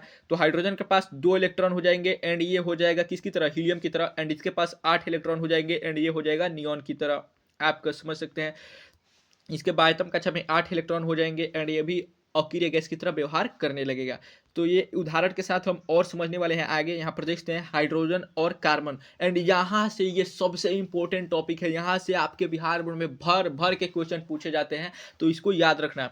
यहाँ से बहुत सारे ऑब्जेक्टिव्स, सब्जेक्टिव्स, 1 मार्क्स वाले क्वेश्चंस बहुत सारे फ्रेम होंगे। वे कार्बनिक यौगिक जो हाइड्रोजन और कार्बन के परमाणु से मिलकर बने होते हैं उसे क्या कहते हैं? हाइड्रोकार्बन कहते हैं। यहाँ से 5 नंबर वाला क्वेश्चन भी पूछा जाता है, तो याद रखना 5 नंबर वाला क्वेश्चन कई बार बोर्ड एग्जाम में आ चुका है। हाइड्रोकार्बन किसे कहते हैं? तो वो कार्बन यौगिक जो हाइड्रोजन और कार्बन के परमाणु से मिलकर बने होते हैं। आओ समझते हैं। यहाँ पर देख तो हाइड्रोकार्बन, तो असंतृप्त हाइड्रोकार्बन और संतृप्त हाइड्रोकार्बन, 2 प्रकार के हाइड्रोकार्बन होता है। कितने प्रकार के? 2। कौन कौन? एक असंतृप्त और एक संतृप्त। असंतृप्त हाइड्रोकार्बन भी 2 प्रकार का होता है। कितने प्रकार का? 2। कौन कौन? एल्कीन होता है एंड एल्काइन होता है। याद रखना, एल्कीन का सूत्र क्या होता है? CnH2n। क्या होता है? CnH2n। याद रखना, CnH2n। कह दो ना, याद करने का ट्रिक है, कह दो ना, कह दो ना। समझ में आ रहा है? कह दो ना। एल्काइन का सूत्र होता है, यहाँ पर देख तो कह दो ना -2, कह दो ना -2। एंड यहाँ पर देख तो जो आपका है संतृप्त हाइड्रोकार्बन, इसका भी एक प्रकार होता है एल्केन। क्या होता है? एल्केन। एंड इसको याद रखने का ट्रिक क्या है? कह दो ना +2, कह दो ना +2। यहाँ पर माइनस आपको दिख रहा होगा, ये प्लस है, सॉरी, तो यहाँ पर ये प्लस है, यहाँ पर प्लस है, कह दो ना +2, ये एल्केन का है। तो यहाँ पर आपको समझते हैं एक एक करके कि संतृप्त हाइड्रोकार्बन क्या है, असंतृप्त हाइड्रोकार्बन क्या है, हाइड्रोकार्बन क्या है। अगर इतना आप लिख देते हो तो 5 नंबर आपका फिक्स हो जाएगा। एंड इस साल का सबसे इंपॉर्टेंट 5 नंबर वाला क्वेश्चन अगर कोई है तो यही है, तो इसको हाईलाइटेड टॉपिक में रखना। आओ समझते हैं संतृप्त हाइड्रोकार्बन के। यहाँ पर देख तो वे हाइड्रोकार्बन जिनमें कार्बन कार्बन परमाणु के बीच एकल बंध होता है। कितने बंध होते हैं? 1 बंध बने होते हैं। एक यहाँ पर देख तो 1 बंध बना हुआ है। यहाँ पर CH4 मीथेन में कितने हाइड्रोजन के साथ कार्बन बंध बनाया है? 1 1 1, तो इसे संतृप्त हाइड्रोकार्बन कहते हैं। इसका सामान्य सूत्र होता है यहाँ पर देख तो CnH2n +2, यानी कि कह दो ना +2, कह दो ना +2। इसको याद रखने का ट्रिक है। यहाँ पर देख तो CnH2n +2, यहाँ पर देख तो अर्थात जितने, यहाँ पर देखो, अर्थात जितने कार्बन परमाणु होते हैं हाइड्रोजन उनके 2 गुने से 2 अधिक होता है। जितने यहाँ पर देखो कार्बन परमाणु हैं, यानी कि कार्बन परमाणु कितना है? 1, उसके 2 गुने से, यानी 1 का 2 गुना 2, और उसमें उसका 2 अधिक होता है, यानी कि 2 जोड़ दो तो 4। जैसे कि हम फार्मूला पर समझाते हैं आपको, CnH2n +2, यही फार्मूला है। यहाँ पर देख तो हम कार्बन की संख्या लेते हैं, एन की जगह पर कार्बन की संख्या हम मान लेते हैं 1, तो हाइड्रोजन क्या हो जाएगा H2n, मतलब 2 इंटू वन प्लस 2, तो यहाँ पर देख C1 रहेगा एंड 2 1 जा 2 हो जाएगा एंड प्लस 2 4 हो जाएगा, तो C1H4 यानी कि CH4, इसका सूत्र है मीथेन का सूत्र है। समझ में आ रहा है आपको? यहाँ पर एथेन का क्या होगा, तो यहाँ पर हम सिर्फ एन की जगह पर क्या रख देंगे, एन की जगह पर यहाँ पर हम रख देंगे आपका, यहाँ पर देख 2 रख देंगे, क्या रख देंगे 2, यहाँ पर क्या करना है, एथेन में एन की जगह पे 2 रख देना है एंड यही वाला फॉर्मूला लगा देना है, फिर 2 छूट चुका है, याद रखना CnH2n प्लस 2 होता है, कह दो ना प्लस 2, इस ट्रिक से याद रखना। एंड आओ इसके बारे में और थोड़ा समझ लेते हैं। उदाहरण ethane, methane, propane, butane, hexane, heptane, octane, nonane, decane, ये सारे हो जाएंगे। 1 से 10 तक सिर्फ आपको गिनती याद रखना है। 1 को क्या कहते हैं, मेथ, 2 को एथ, 3 को प्रोप, 4 को ब्यूट, 5 को पेंट, 6 को हेक्स, 7 को हेप्ट, 8 को ऑक्ट, 9 को नॉन एंड 10 को डेक कहते हैं। अब उस सब में आपको सिर्फ नाम जोड़ते जाना है। जैसे अगर आपका एल्केन वाला केस आ जाए तो इन, तो मिथेन, एथेन, प्रोपेन। अगर एल्काइन वाला केस आ जाए तो मिथाइन, प्रोपाइन, ब्यूटाइन, ऐसे हो जाता है। तो इसको तुम समझ सकते हो। यहाँ प्रदेश तो क्या कह रहा है, उपरोक्त उदाहरण में कार्बन कार्बन के बीच एकल बंध है। अब असंतृप्त हाइड्रोकार्बन क्या है, तो अब तुम अनुमान खुद से लगा सकते हो, उसका अपोजिट कर देना है। जहां पर एक से अधिक बंध हो वे हाइड्रोकार्बन कार्बन जिनमें त्रिअबंध पाया जाता है असंतृप्त हाइड्रोकार्बन कहलाते हैं। ये 2 प्रकार के होते हैं। एल्कीन वे हाइड्रोकार्बन जिनके 2 कार्बन परमाणुओं के बीच द्विबंध पाया जाता है, एल्कीन कहलाते हैं। इनका सामान्य सूत्र है CnH2n, कह दो ना, सिंपल होता है। जैसे कि यहाँ पर देख तो 2 बंध बनाएंगे, तो यहाँ पर देख उदाहरण में जैसे एथीन का दिया गया है एथीन प्रोपीन, एल्कीन का दिया गया है एथीन प्रोपीन हो जाएगा, यहाँ पर ब्यूटीन हो जाएगा, यहाँ पर पेंटीन हो जाएगा। लेकिन तुम सोच रहे हो मेथीन क्यों नहीं होगा, तो ध्यान से समझना। यहाँ पर सूत्र क्या है, CnH2n। तो मेथ कितने नंबर पर, 1 नंबर पे आता है। तो यहाँ पर एन की जगह पे हो जाएगा 1 NH2 एंड एन की जगह पे हो जाएगा 1, यानी 2 इंटू 1 सिर्फ 2 ही हो जाएगा। तो CH2 क्या होगा, CH2। एंड कार्बन कितना बॉन्ड बनाता है, 4, हाइड्रोजन 1, एंड यहाँ पर डबल बॉन्ड बनाना पड़ेगा। तो जब तुम डबल बॉन्ड बनाओगे तो सिर्फ एक ही कार्बन है, किसके साथ डबल बॉन्ड बनाओगे, हाइड्रोजन तो डबल बॉन्ड बना ही नहीं सकता कभी, ये एग्जिस्ट ही नहीं करेगा CH2, इसीलिए मिथीन नहीं होता है, मिथाइन नहीं होता है, लेकिन मीथेन होता है। मीथेन क्यों होता है, क्योंकि वहां पर एक बॉन्ड होता है एंड हाइड्रोजन के साथ कार्बन आसानी से एक बॉन्ड बना लेता है। लेकिन एक यहाँ पर एक ही कार्बन है, तो कार्बन हाइड्रोजन के साथ कभी डबल बॉन्ड बना ही नहीं सकता, एग्जिस्ट ही नहीं करेगा। तो यही रीजन है, इसीलिए यहाँ पर मिथीन नहीं होता है। तो समझ में आया होगा, ट्रिकी है थोड़ा, लेकिन कंसेप्ट बहुत ही अच्छा है। समझ में आया होगा तो वीडियो को लाइक जरूर करना। आओ असंतृप्त कार्बन जो कि दूसरा है एल्काइन के बारे में समझते हैं। एल्काइन वे हाइड्रोकार्बन जिनमें 3 अबंध बनते हैं, कितने, 3, उसे एल्काइन कहते हैं। जैसे CnH2n-2, कह दो ना -2, तो -2 मैंने कह दिया लो। एथाइन हो जाएगा, यहाँ पर प्रोपाइन हो जाएगा, ब्यूटाइन हो जाएगा। जैसे समझ सकते हो CH2 2 कार्बन है एंड एक एक हाइड्रोजन एक एक बॉन्ड बना लिए एंड कार्बन के बीच में 3 बॉन्ड बन चुका है। तो ये थाइन, प्रोपाइन, ब्यूटाइन एंड यहाँ पर पेंटाइन, हेक्साइन, हेप्टाइन सब हो जाएगा। चलो आगे बढ़ते हैं। यहाँ पर देख तो सजातीय समजातीय श्रेणियां क्या है, समजातीय श्रेणियां क्या है, तो हाइड्रोकार्बन वाला कंसेप्ट याद रखना, क्योंकि 5 नंबर में आपके बोर्ड एग्जाम में कई बार आ चुका है। आओ समझते हैं। कार्बन यौगिक का ऐसा समूह जिसमें प्रत्येक एक समान क्रियाशील समूह होते हैं, इसके कार्बन श्रृंखला में स्थित हाइड्रोजन को एक ही प्रकार क्रियात्मक समूह प्रस्तापित करता है, उसे समजातीय श्रेणी कहते हैं। तो आओ देखते हैं। इसमें कार्बन यौगिक उसमें उपस्थित कार्बन परमाणुओं की संख्या के बढ़ते क्रम में लगाए जाते हैं। इसे समजातीय श्रेणी में 2 सदस्यों के बीच CH2 सदैव का अंतर रहता है। कितना का अंतर होता है, CH2 का सदैव अंतर रहता है। यहाँ पर देख जैसे CH4 हो जाएगा, CH3 हो जाएगा, यहाँ पर देख तो CH3 CH2 CH3 हो जाएगा। ये कैसे हो रहा है, तो यहाँ पर एक अगर हम समझा रहे हैं आपको बनाकर, तो देख सकते हो यहाँ पर इस वाले को हम समझाते हैं आपको यहाँ पर बनाकर। तो यहाँ पर एक कैसे हो रहा है, तो यहाँ पर देख तो CH3 मतलब कि कार्बन है, यहाँ पर एक हाइड्रोजन इधर से बना रहा है, एक हाइड्रोजन नीचे, एक हाइड्रोजन ऊपर, एंड फिर बीच में यहाँ पर कार्बन के साथ बॉन्ड बना रहा है, कार्बन हो गया। ये कार्बन ऊपर एक हाइड्रोजन, एक नीचे हाइड्रोजन बना रहा है, एंड फिर एक कार्बन है, ये 3 हाइड्रोजन बना रहा है। तो ऐसे हो गया आपका CH3 CH2 CH3। तो यहाँ पर देख तो बीच में आपको कम से कम एक अंतर दिखाई दे रहा है, किसका, CH2 का अंतर दिखाई दे रहा है, देख सकते हो। एंड आओ आगे बढ़ते हैं। कार्बन यौगिकों के रासायनिक गुणधर्म। कार्बन यौगिकों के रासायनिक गुणधर्म कौन से है, तो सबसे पहला है दहन, जो कि आपने क्लास 8 में भी पढ़ा होगा। कार्बनिक यौगिक ऑक्सीजन की उपस्थिति के साथ अभिक्रिया करने पर कार्बन डाइऑक्साइड तथा ऊष्मा उत्पन्न करते हैं। क्या उत्पन्न करते हैं, ऊष्मा उत्पन्न करते हैं। इसके साथ प्रक्रिया तथा जलवाष्प भी बनते हैं। इस प्रक्रिया में क्या बनता है, सही, प्रकाश तथा जलवाष्प भी बनता है। याद रखना, प्रकाश तथा जलवाष्प भी बनता है। उदाहरण के लिए कार्बन प्लस ऑक्सीजन अभिक्रिया करके CO2 बनाते हैं और ऊष्मा और प्रकाश उत्पन्न करते हैं। CH4 यानी कि मीथेन ऑक्सीजन से अभिक्रिया करके कार्बन डाइऑक्साइड गैस बनाता है, जल बनाता है, ऊष्मा और प्रकाश बनाता है। एंड यहाँ पर देख सकते हो CH3CH2 मतलब कि इथेनॉल OH, ये किसका सूत्र है? इथेनॉल का सूत्र है। कैसे हमने इसको याद किया है तो देख सकते हो इसका IUPAC नेम होता है, जिसको किसी एक डिटेल वीडियो में समझेंगे हम। एंड क्लास 10th में आपको नहीं पढ़ना है, हल्का सा पढ़ना है, क्लास 12th में डिटेल में पढ़ना होगा।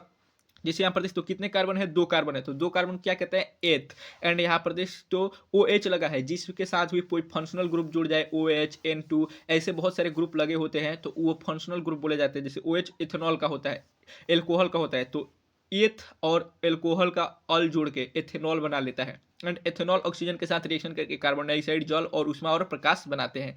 यहाँ पर नोट करने वाला बात क्या है? तो आओ देखते हैं नोट करने वाला बात यहाँ पर क्या कह रहा है। कह रहा है कि संतृप्त हाइड्रोकार्बन के दहन से स्वच्छ ज्वाला निकलती है, क्योंकि इनका पूरा दहन होता है। क्या होता है? पूरा दहन होता है। संतृप्त हाइड्रोकार्बन का पूरा दहन होता है, जबकि असंतृप्त हाइड्रोकार्बन यौगिक से काला धुआं निकलता है तथा पीली ज्वाला निकलती है, क्योंकि इनका पूरा यहाँ पर दहन नहीं होता है, अपूर्ण दहन होता है। एंड आओ आगे देखते हैं संकलन अभिक्रिया या हाइड्रोजनीकरण क्या है। हाइड्रोजनीकरण या संकलन अभिक्रिया आपके बिहार बोर्ड एग्जाम में कई बार पूछा जा चुका है, 2 नंबर वाले क्वेश्चन में भी, तो इसको याद रखना। आओ समझते हैं। असंतृप्त हाइड्रोकार्बन निकेल या कैडमियम उत्प्रेरक की उपस्थिति में, उत्प्रेरक किसे कहते हैं? तो उत्प्रेरक हम उसे कहते हैं वैसा रासायनिक पदार्थ जो किसी प्रतिक्रिया के दर को प्रभावित कर देता है, शुरू नहीं करता है, प्रभावित कर देता है, तेज या धीरा कर सकता है, उसे क्या कहते हैं? उत्प्रेरक कहते हैं। जैसे कि शादी विवाह कराए जाते हैं तो अगुआ जो काम करता है, ठीक वही काम उत्प्रेरक करता है रासायनिक अभिक्रिया में। अब ठीक से समझ में आया होगा तुमको। तो उपस्थिति में हाइड्रोजन के साथ जुड़ने संतृप्त हाइड्रोकार्बन बना देते हैं। यह अभिक्रिया संकलन अभिक्रिया हाइड्रोजनीकरण कहलाता है। जैसे कि असंतृप्त हाइड्रोकार्बन है ये, एंड यहाँ पर हमने निकेल एंड उत्प्रेरक की उपस्थिति में हाइड्रोजन के साथ अभिक्रिया कराया, एंड यहाँ पर संतृप्त हाइड्रोकार्बन बन गया। यहाँ पर आर मतलब आप सोच रहे होंगे क्या होता है, तो आर यहाँ पर एल्काइल ग्रुप को दर्शाता है। किसको दर्शाता है? एल्काइल ग्रुप को दर्शाता है। तो यहाँ पर देख तो इस अभिक्रिया का उपयोग वनस्पति घी बनाने में किया जाता है। हाइड्रोजनीकरण का उपयोग कहाँ किया जाता है? वनस्पति घी में किया जाता है। एंड ये बिहार बोर्ड में कई बार ऑब्जेक्टिव में पूछा जा चुका है, तो इसको याद रखना प्यारे, बहुत ही इंपॉर्टेंट है। एंड सेशन बहुत ही मजेदार तरीके से चल रहा है, तो तुम्हारा काम, तुम्हें याद है क्या करना है? वीडियो को शेयर करना है। कुछ महत्वपूर्ण कार्बनिक यौगिकों के बारे में पढ़ते हैं। सबसे पहले एथेनॉल, जिसको हमने अभी देखा था ऊपर। एथेनॉल क्या है? एथेनॉल का सामान्य नाम एल्कोहल है। क्या नाम है? एल्कोहल है। यह कमरे के ताप पर द्रव अवस्था में पाया जाता है। कमरे के ताप पर द्रव अवस्था में पाया जाता है। रासायनिक सूत्र C2H5OH। अभी तुम लोग सोच रहे हो कि भैया उधर लिखा था CH3 एंड CH2OH, एंड यहाँ पर तुम कह रहे हो कि C2H5। तो यहाँ पर देख तो एक कार्बन 2 कार्बन हो गए, और 3 हाइड्रोजन 2 हाइड्रोजन 5 हाइड्रोजन हो गए, एंड OH का OH। ऐसे भी इसको लिखा जाता है, ये इसका विस्तृत रूप है। तो याद रखना, ये हो गया आपका एल्कोहल का सूत्र। एंड यहाँ पर देख तो इसका संरचना सूत्र यहाँ पर ऐसे बनाया गया है। 2 कार्बन 5 हाइड्रोजन 1 एल्कोहल, यहाँ पर ये फंक्शनल ग्रुप के रूप में जुड़ा हुआ है। यहाँ पर देख तो रासायनिक गुणधर्म इसके पढ़ते हैं क्या है, तो एल्कोहल के रासायनिक गुणधर्म। एथेनॉल सोडियम से अभिक्रिया करके हाइड्रोजन गैस बनाता है। सोडियम से अभिक्रिया करके एथेनॉल क्या बनाता है? तो याद रखना, हाइड्रोजन गैस बनाता है, तथा उत्पाद के रूप में सोडियम एथॉक्साइड बनाता है। सोडियम एथॉक्साइड बनाता है, तो याद रखना, बहुत ही इंपॉर्टेंट है। चलो नेक्स्ट क्वेश्चन की ओर, मतलब नेक्स्ट टॉपिक की ओर चलते हैं। तो यहाँ पर देख तो एथेनोइक अम्ल के बारे में बात कर रहे थे। किसके बारे में? एथेनोइक अम्ल। यह एक रंगहीन द्रव है। एथेनोइक अम्ल क्या है? रंगहीन द्रव है, जो स्वाद में खट्टा होता है। याद रखना, अम्ल कैसा होता है? स्वाद में खट्टा होता है। हालांकि ये 2 चैप्टर जब पढ़ेंगे तो उसमें डिटेल में समझेंगे। इसका सामान्य नाम क्या है? एसिटिक अम्ल है, ये भी पढ़ेंगे। एसिटिक अम्ल, इसका सूत्र क्या होता है? CH3COOH। एंड ये कई बार आपके बोर्ड एग्जाम में पूछा जा चुका है, तो इसको याद रखना, बहुत ही इंपॉर्टेंट है। रासायनिक गुणधर्म इसके पढ़ते हैं। तो यहाँ से जो रासायनिक गुणधर्म सबसे पहला दिया गया है, सबसे इंपॉर्टेंट है।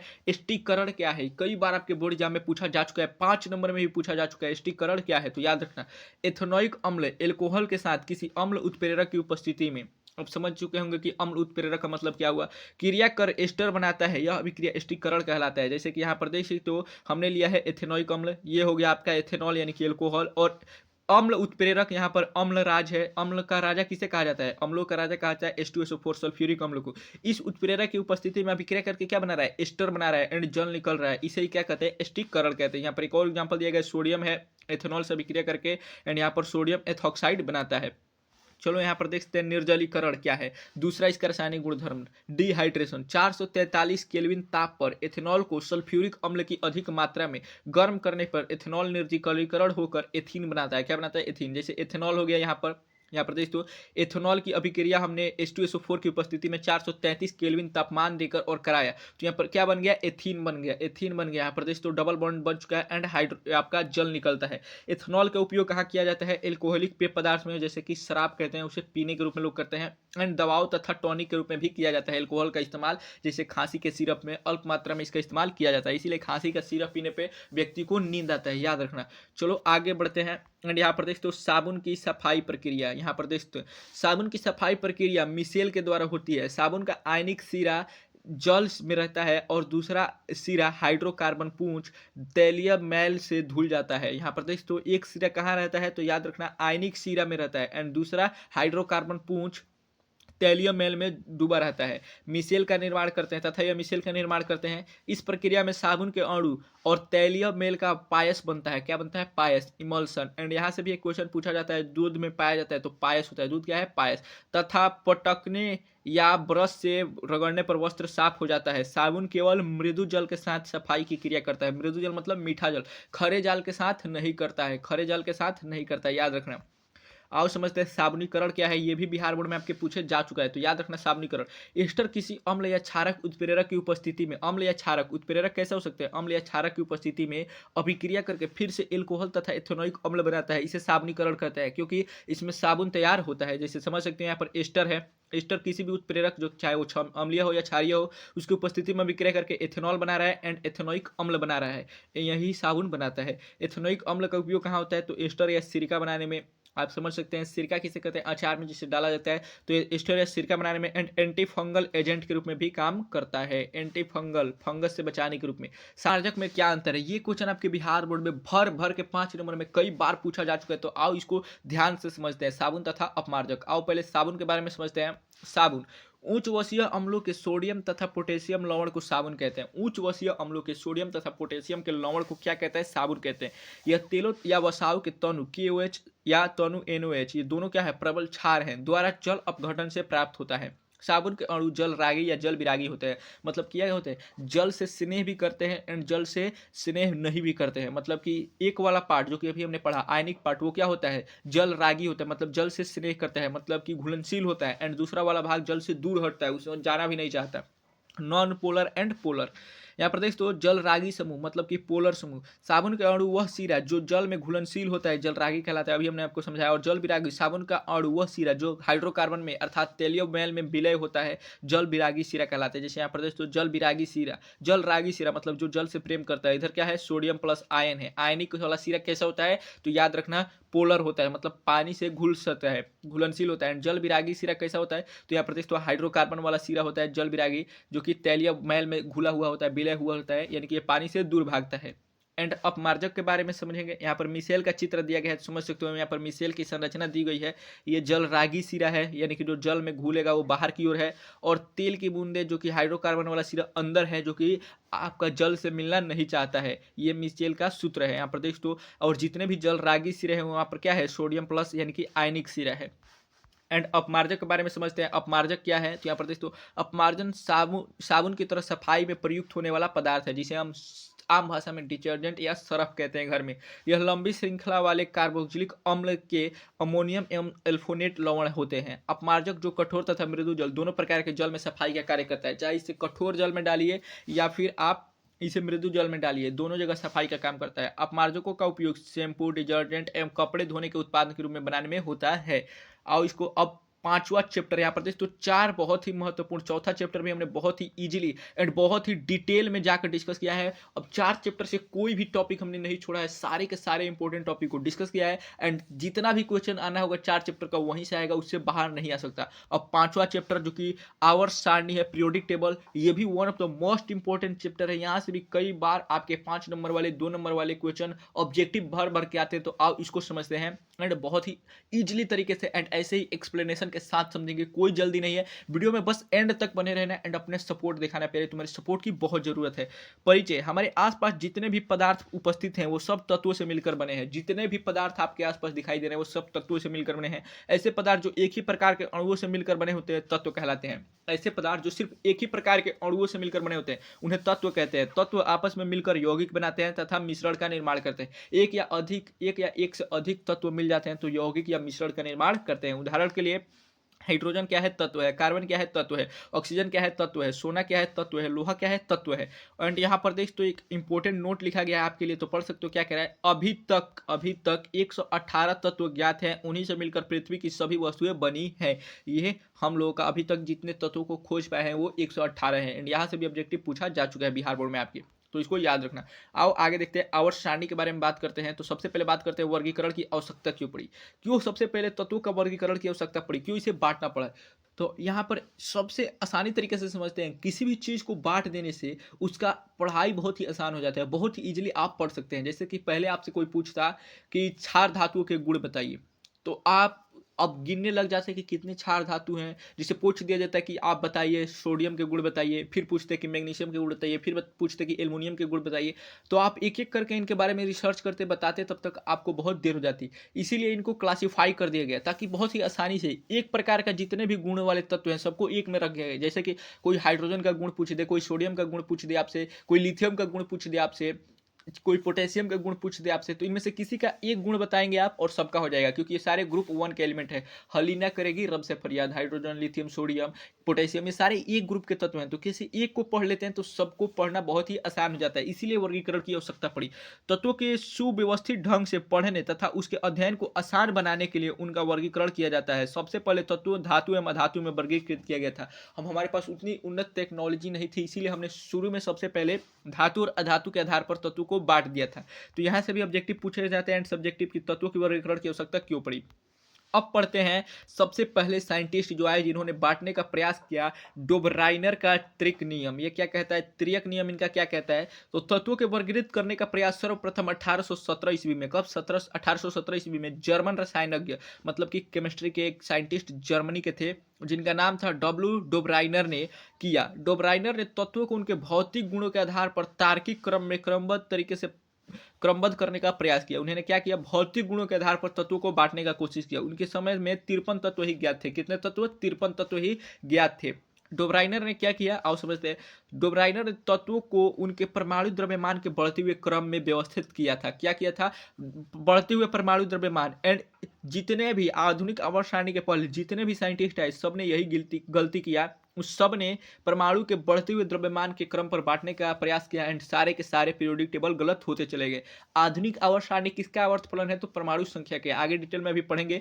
तो यहाँ पर देख तो व्यवस्थित किया तथा 3 तत्वों का समूह बनाया जिसे त्रिक कहा। तीनों तत्वों को उनके परमाणु द्रव्यमान के बढ़ते हुए क्रम में लगाने पर उनको इस प्रकार व्यवस्थित किया कि त्रिक में मध्य वाले तत्व का परमाणु द्रव्यमान अन्य 2 तत्वों के परमाणु द्रव्यमान के औसत के बराबर होता है। मतलब कि ऊपर जो तत्व रखा और नीचे जो तत्व रखा, इन दोनों तत्वों के परमाणु द्रव्यमान को जोड़कर और 2 से भाग दिया जाए तो जो बीच वाला तत्व है उसका परमाणु द्रव्यमान आ जाता था। इनका ये त्रियक नियम था। इसको हम और डिटेल में समझते हैं उदाहरण से। यहाँ पर देख तो डोबराइनर ने क्या किया? तो यहाँ पर देख तो उनका लिथियम, सोडियम और पोटेशियम तीनों को ले लिया। किसको? लिथियम, सोडियम, पोटेशियम, और एक बक्से में बंद कर दिया यहाँ पर। और उन्होंने बोला कि जो सोडियम है, सोडियम इसका जो परमाणु भार है ये ऊपर वाले लिथियम और पोटेशियम के औसत है। जैसे देख तो लिथियम का कितना दिया गया है? 7, पोटेशियम का 39। 7 और 39 जोड़कर 2 से भाग दीजिए तो 23 आ जाएगा, यानी कि बीच वाले का आ जाएगा। तो ये बिल्कुल सही था। यहाँ तक तो सही थे डोबराइनर साहब, क्योंकि उन्होंने ये बताया एंड ये बिल्कुल सही काम कर रहा था। लेकिन उनकी कुछ कमियां भी निकली। कैसे? उससे पहले कुछ अन्य उदाहरण यहाँ पर देख तो कैल्शियम था, स्ट्रोंशियम था, बेरियम था। ये 3 तत्व उन्होंने बताया था।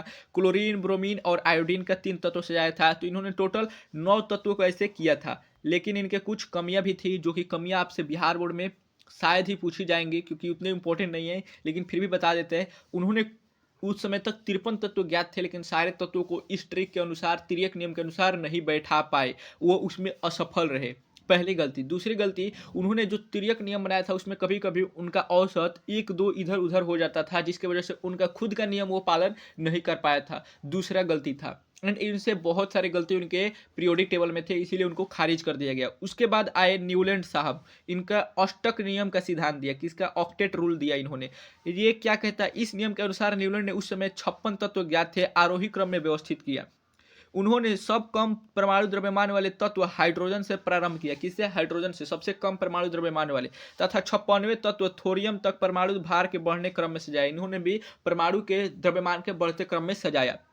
इस व्यवस्थित क्रम में उन्होंने पाया कि प्रत्येक 8वें तत्व का गुणधर्म पहले तत्व के गुणधर्म के समान है। उसमें उन्होंने क्या पाया कि पहला तत्व जैसे हो गया आपका कौन सा, तो आपका पहला तत्व हो गया हाइड्रोजन, ठीक। और इसके ठीक 8वां तत्व जो आएगा वो सिर्फ हाइड्रोजन के गुणधर्म वाला होगा, हाइड्रोजन की तरह होगा। जैसे कि हमने ले लिया लिथियम, लिथियम के बाद 8वां तत्व आएगा आपका sodium, and lithium and sodium का गुणधर्म एकदम सेम हुआ, ये इन्होंने कहा। एंड सेम होता भी है, लिथियम और सोडियम का गुणधर्म सेम होता भी है। ये इनका यहाँ तक सही था, लेकिन इनके भी बहुत सारे दोष थे। उससे पहले इनके सिद्धांत के अनुसार क्या कहा, तत्वों को उनके परमाणु द्रव्यमान के बढ़ते क्रम में व्यवस्थित करने पर प्रत्येक 8वें तत्व का गुणधर्म पहले तत्व के गुणधर्म के समान होगा। इसे न्यूलैंड का अष्टक नियम कहा गया। और इन्होंने किस पर बनाया था, तो 7 सुर होते हैं, सा रे ग म, उसी सुर पर इन्होंने बनाया था। याद रखना, न्यूलैंड्स ने 7 जो सुर होते हैं उसी सुर पर उन्होंने इस नियम को प्रतिपादित किया था। यदि तत्वों को उनके बढ़ते हुए परमाणु भारों के सजाया जाए तो एक निश्चित संख्या के बाद समान गुण वाले तत्व पाए जाते हैं। समान गुण की पुनरावृत्ति होती है, मतलब कि फिर उस 8वें के बाद फिर 8वां जो तत्व आएगा उसमें फिर समान गुण पाया जाएगा। लेकिन ये हर जगह नियम पालन नहीं हो पा रहा था, इसीलिए उनका भी नियम फेल कर गया। न्यूलैंड्स भाई साहब का, उनका भी नियम गलत हो गया। उन्होंने भी ये नियम अंत तक नहीं पारित किए। लेकिन लास्ट में आए मेंडलीव भाई साहब, इन्होंने वो काम कर दिखाया जो अभी तक वैज्ञानिक नहीं कर पाए थे। मेंडलीव की आवर्त सारणी की विशेषताएं, ये 5 नंबर में आपसे बिहार बोर्ड में पूछा जाता है। आधुनिक आवर्त सारणी किसने बनाया है, मोजले ने। लेकिन मोजले से ज्यादा डिस्कशन मेंडलीव का होता है, क्योंकि मोजले को आवर्त सारणी बनाने का जो तरीका मालूम चला था, सही प्रोसेस मालूम चला था, वो मेंडलीव साहब से मिला था। तो मेंडलीव बहुत ही महान साइंटिस्ट थे उस समय का, वो काम कर गए थे जो अभी तक किसी रसायन विज्ञान ने नहीं किया था, रासायनिक वैज्ञानिक ने नहीं किया था। मेंडलीव की आवर्त सारणी में तत्वों को परमाणु भार के बढ़ते क्रम में सजाया था। उन्होंने भी क्या किया, वही गलती दोहराई, परमाणु द्रव्यमान के बढ़ते क्रम में सजाया। मेंडलीव की मूल आवर्त सारणी को 12 क्षैतिज पंक्तियों में रखा, जिसमें 12 क्षैतिज पंक्तियों में रखा, जिन्हें श्रेणियां कहा गया। इन श्रेणियों को 7 आवर्त तथा 8 समूहों में व्यवस्थित किया। कितने, 7 आवर्त में बांटा, यानी कि और 8 समूहों में बांटा। एक ही समूह में उपस्थित तत्वों को संयोजकता समान होती थी। इन्होंने जो एक ही समूह, एक ही ग्रुप में जितने एलिमेंट रखे थे उन सबका जो संयोजकता था समान होता था। जैसे कि आधुनिक आवर्त सारणी में भी जो पहला ग्रुप है, समूह 1 है, जिसमें हलीना करेगी रब से फरियाद, hydrogen, helium, hydrogen, lithium, sodium, potassium, rubidium, caesium, francium, इन सब की संयोजकता 1 होती है। वैसे ही इन्होंने भी जितने भी तत्व एक समूह में रखा, सबकी संयोजकता सेम थी, बराबर थी। तो ये सही थे यहाँ तक।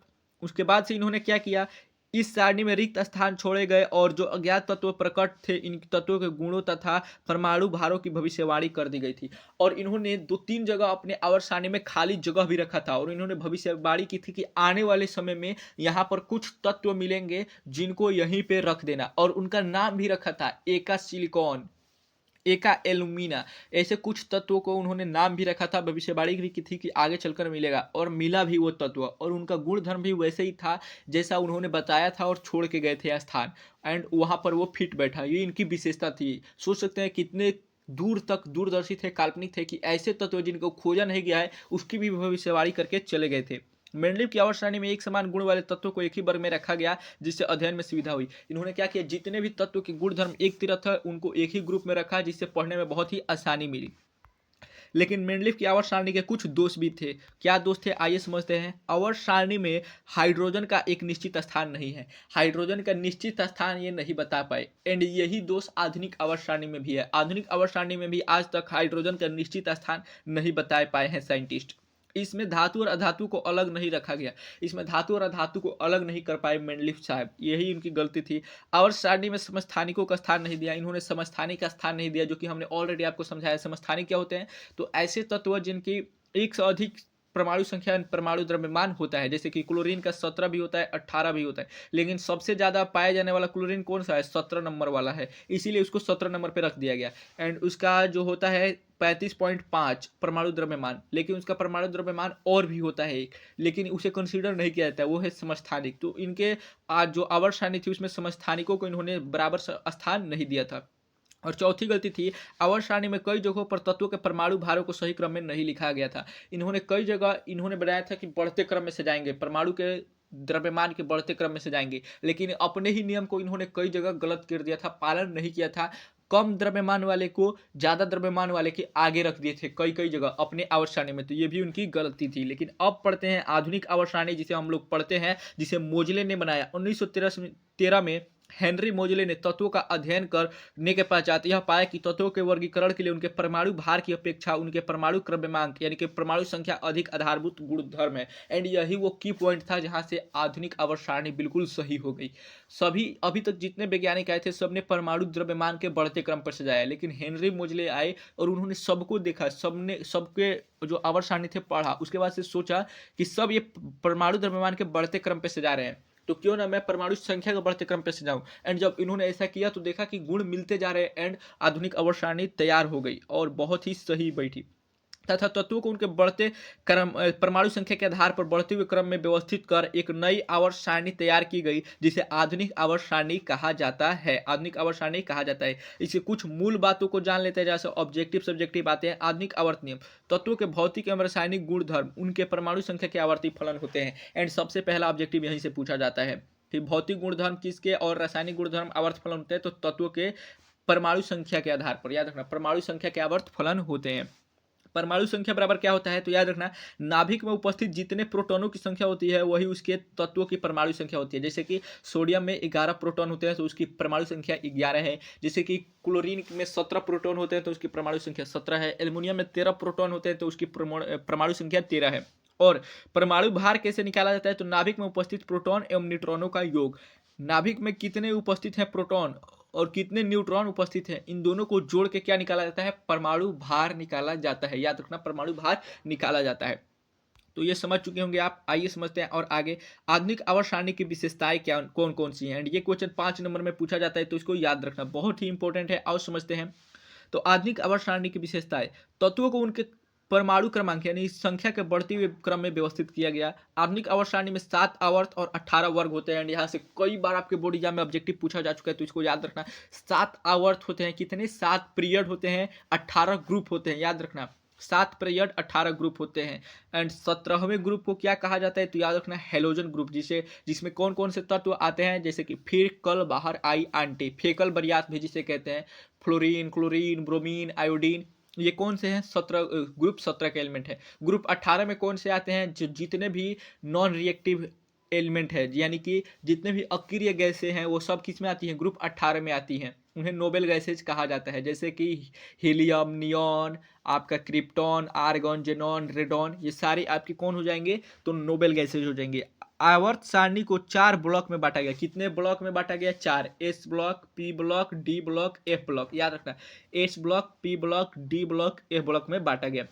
डी ब्लॉक को क्या कहते हैं, संक्रमण तत्व भी कहा जाता है। याद रखना, ए ब्लॉक में कौन आते हैं, एक्टिनोइड्स एंड लेंथेनोइड्स। याद रखना, बहुत ही इंपॉर्टेंट है, तो इसको याद रखना। किसी वर्ग के सभी तत्वों की संयोजकता समान होती है। किसी भी वर्ग के सभी तत्वों की संयोजकता समान होती है। जैसे पहले वर्ग का हमने उदाहरण लिया था, हलीना करेगी रब से फरियाद, हाइड्रोजन, लिथियम, सोडियम, पोटेशियम, इन सब का क्या होता है, तो इसकी संयोजकता 1 होती है। याद रखना, ग्रुप 2 के एलिमेंट की संयोजकता 2 होती है, तो सबका 1 ही होगा। जैसे कि अब जैसे बेटा मांगे कार स्कूटर, तो बेरिलियम, मैग्नीशियम, इन सब का संयोजकता 2 ही होगा। आवर्त सारणी में ऊपर से नीचे आने पर परमाणुओं का आकार बढ़ता है। सबसे इंपॉर्टेंट, आवर्त सारणी में ऊपर से नीचे आने पर क्या बढ़ता है, तो आकार बढ़ता है परमाणुओं का। जैसे कि ऊपर से नीचे आ रहे हैं तो हाइड्रोजन का आकार सबसे छोटा, लिथियम का उससे बड़ा, सोडियम का उससे बड़ा, पोटेशियम का उससे बड़ा, रुबिडियम का उससे बड़ा, सीजियम का उससे बड़ा, फ्रांसियम का उससे बड़ा। याद रखना, ऐसे होता है। ऊपर से नीचे आने पर परमाणु का आकार बढ़ता है। आवर्त सारणी में बाएं से दाएं जाने पर धात्विक गुण घटता है। याद रखना, बाएं से दाएं जाने पर धात्विक गुण घटता है। याद रखना, जैसे कि scandium, titanium, vanadium, chromium, manganese, iron, cobalt, nickel, copper, zinc. तो यहाँ पर स्केनेडियम का धात्विक गुण ज्यादा होता है लेकिन जिंक का कम। एंड ऊपर से नीचे आने पर धातुओं की क्रियाशीलता बढ़ती है। ऊपर से नीचे आने पर धातुओं की क्रियाशीलता बढ़ती है और इसका आकार भी बढ़ता है। तो ये रही इसकी विशेषताएं, याद रखना। और आवर्त सारणी, आधुनिक आवर्त सारणी के यहाँ पर देख तो क्या कह रहा है कि आधुनिक आवर्त सारणी में वर्ग 1 के तत्वों को क्षार धातुएं कहा जाता है। क्या कहा जाता है, क्षार धातुएं कहा जाता है। यानी कि यहाँ पर देख तो, एंड वर्ग 2 के तत्वों को क्षारीय मृदा धातुएं कहते हैं। क्षारीय मृदा तो इसको क्षारीय मृदा धातुएं कहते हैं। एंड वर्ग 17 के तत्वों को हेलोजन कहते हैं, वर्ग 18 के तत्वों को अकीय गैस कहते हैं। ये सब हमने डिस्कस कर लिया है। और आगे इंपॉर्टेंट पॉइंट्स को देखते हैं, नोट करते हैं। एंड ये 5 नंबर में आपके बिहार बोर्ड में पूछा जा चुका है। तो यहाँ पर देख तो क्या कह रहा है आधुनिक आवर्त सारणी तथा मेंडलीफ की आवर्त सारणी में अंतर बताए। आधुनिक आवर्त सारणी और मेंडलीफ की आवर्त सारणी में क्या अंतर है, आइए समझते हैं।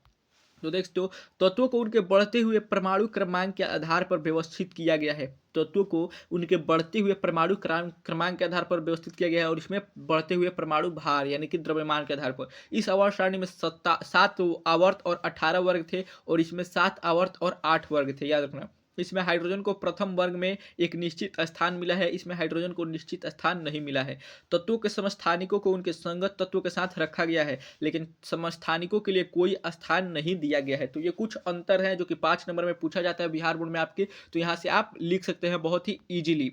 एंड आधुनिक आवर्त सारणी का दोष पूछा जाता है, तो एक ही दोष है आधुनिक आवर्त सारणी में, और कौन सा दोष है तो आप भी जानते हैं। हाइड्रोजन का स्थान आज भी विभाजित माना जाता है, भले ही 1 नंबर पर रख दिया गया है लेकिन वो उसके लिए सुटेबल स्थान नहीं है, उस पर रिसर्च जारी है। तो यहाँ पर प्यारे हमने लगभग बहुत ही लंबा सेशन ले लिया एंड 3 चैप्टर को एक ही वीडियो के अंदर डिस्कस कर लिया है। बाकी के 2 चैप्टर कल डिस्कस करने वाले हैं। तो कल का वीडियो मिले, तुम्हें पार्ट 2 मिले, इसके लिए चैनल को सब्सक्राइब कर देना, वीडियो को लाइक कर देना। एंड कितनी मेहनत हमने की है आपको समझाने के लिए आप खुद हमारी कंटेंट को देखकर समझ सकते हैं। तो वीडियो को दबा के शेयर करना एंड भौकाल मचाना है, तो चैनल के साथ जुड़े रहना है, क्योंकि कहा जाता है कि कोशिश करने वालों की कभी हार नहीं होती, यूं ही किसी की जय जयकार नहीं होती। तो तुम्हारे भी नाम का डंका बजे, इसके लिए जरूरी है कि मेहनत करते रहो, जुड़े रहो हमारे साथ। तो मिलते हैं अगले वीडियो में, तब तक के लिए जय हिंद, वंदे मातरम।